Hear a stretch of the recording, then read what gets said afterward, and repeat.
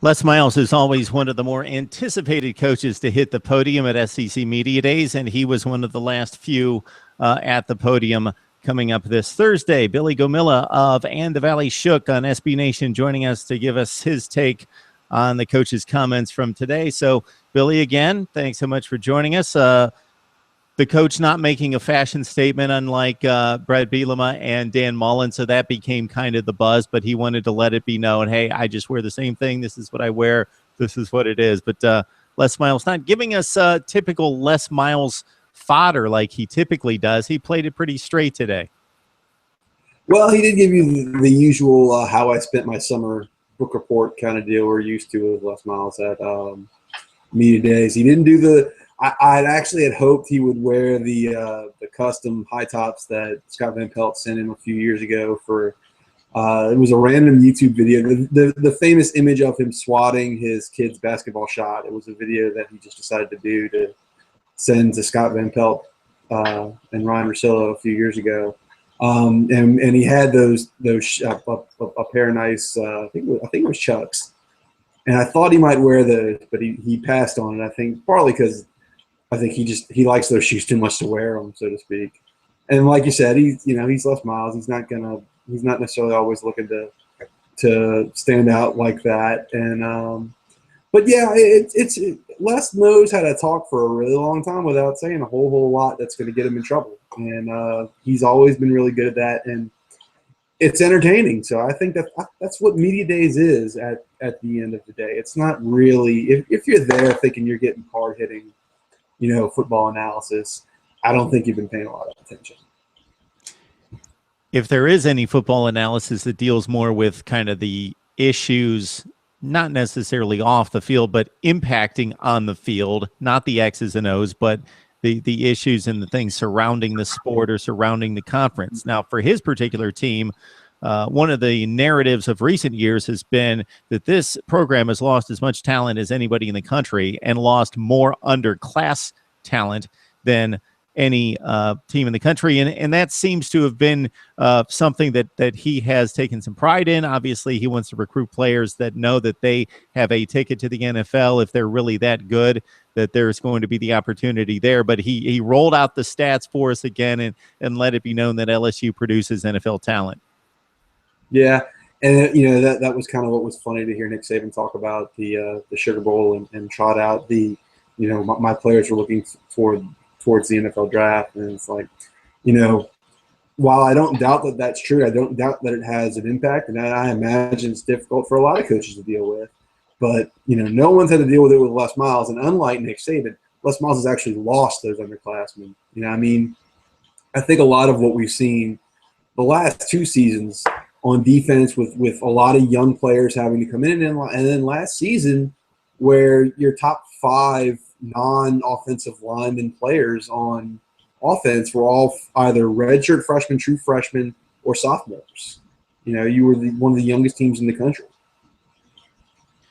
It's interesting that John Chavis was brought up, who has, of course, taken the reins at Texas A&M on the defensive side of the ball. But Les had great things to say about John Chavis.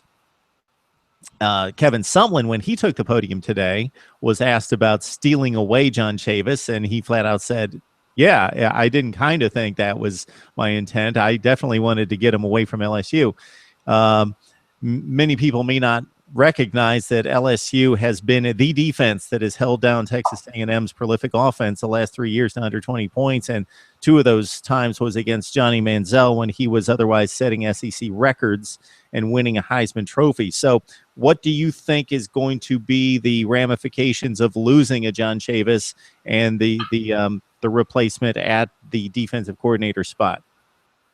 I really think both programs kind of got what they wanted out of the deal. Not to say that LSU was looking to get rid of John Chavis at all. I think they would have happily kept him.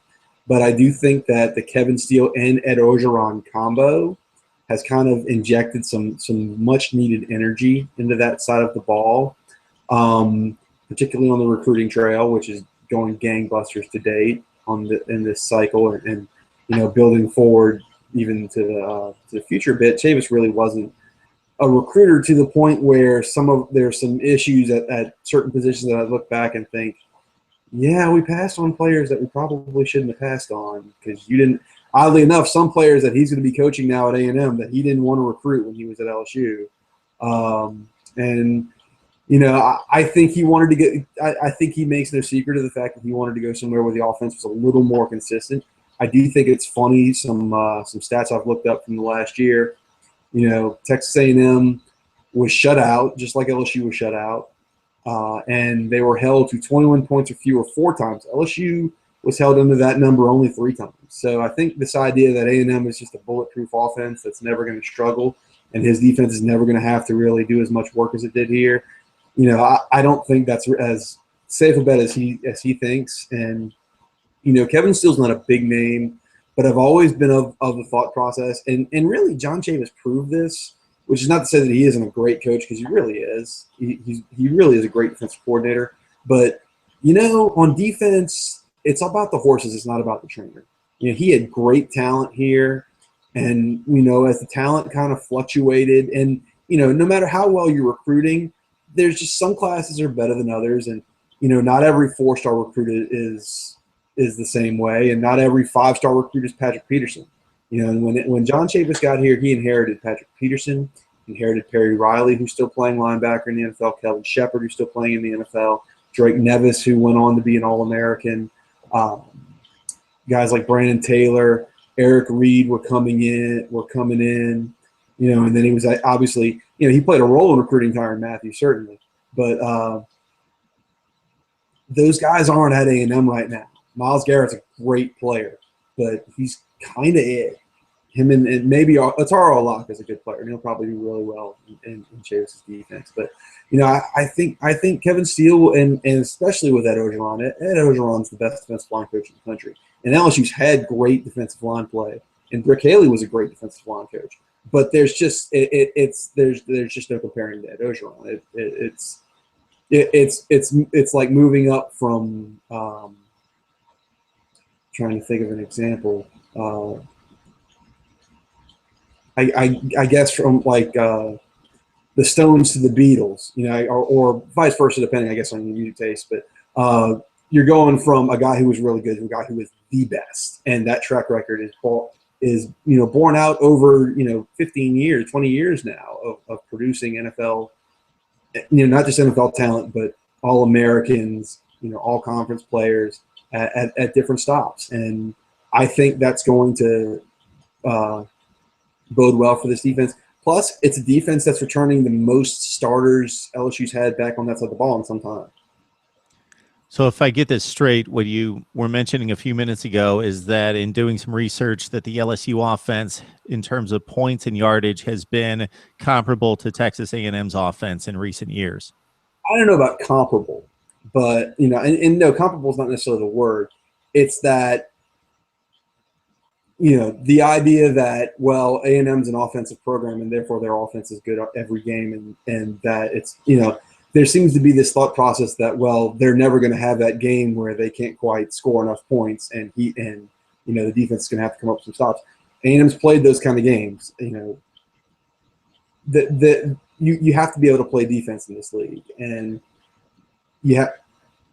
like I said, it's A&M will have their struggles on offense, and if he thinks he's going to a program where that's never going to happen, that program doesn't exist. And I guarantee over the last 3 to 4 or 5 years, even beyond that LSU has always played. Now, it's not going to happen this year because it's Syracuse on the schedule, but it has always played that one marquee game against a Wisconsin or somebody of that ilk, where it's been a long time since Texas A&M's played a decent non-conference game, although they have one this year with Arizona State coming in. One last thing I wanted to hit you with here, Billy, was the quarterback situation, of course. And we know what the deal is with Anthony Jennings, and he's going to be a step behind or 2 behind Brandon Harris. Most LSU people want Harris to win the job because he's got the higher ceiling. The question of game manager was brought up to Les Miles. I think he ducked the question. I got his point that every successful quarterback has to be a game manager. So Tom Brady is the ultimate game manager. I get it, but they do put the hands, the offense in his hands to win or lose the game. Most people the term game manager was derived from a team protecting a quarterback that they didn't trust. Therefore, they throw safe passes and they run the football. Yes, great quarterbacks that can sling it all over the field still have to be game managers and not throw 5 picks. So anyway, in terms of game manager, just the situation at quarterback, your thoughts as we are just 10 days or so away from 15 days, something in that range of getting to August camp. Brandon Harris is in the best situations he's been in terms of, it's all out in front of him, and it's on him to, I think, take the job and try to run with it. Regardless of how much camp time Anthony Jennings does or doesn't miss, I think it's a safe bet that Brandon Harris will get that first start against McNeese State. And then the next week is a road game at Starkville against Mississippi State. So, if Brandon Harris goes in and plays well against McNeese and, has the kind of game that LSU wants to have out of its quarterback, and make no mistake, they want him to make plays. He has the kind of arm and the kind of passing ability to make plays, especially with the wide receivers that LSU has. If he does those things, he's going to start against Mississippi State. And from there, it's all on him. If he does the job, he'll keep the job and he'll continue to play. If he struggles, then yeah, that opens the door back up for Jennings. But, there's no question that Harris has the upside and Harris has the talent. It's for him, I think, to take it. And the media, one last thing, is heavy on Auburn and Alabama to vie for the Western Division title, and LSU kind of picked up the scraps. Yeah. I like this team. I think they're in a good spot. I think the schedule's a little more favorable than it's been in recent years for LSU if they can get through those first few weeks of going to Mississippi State. And Mississippi State is a wild card because they've got the best quarterback in the league returning, but they've lost so many, not just seniors, but fifth-year seniors who were so important for them last year, especially in that early game against LSU where they really were, the more physical team because they were so veteran compared to LSU being so young. If they can get through that, and if they can get through Auburn, if they're undefeated after those first few weeks, I do think they'll be undefeated when they make the trip to Tuscaloosa.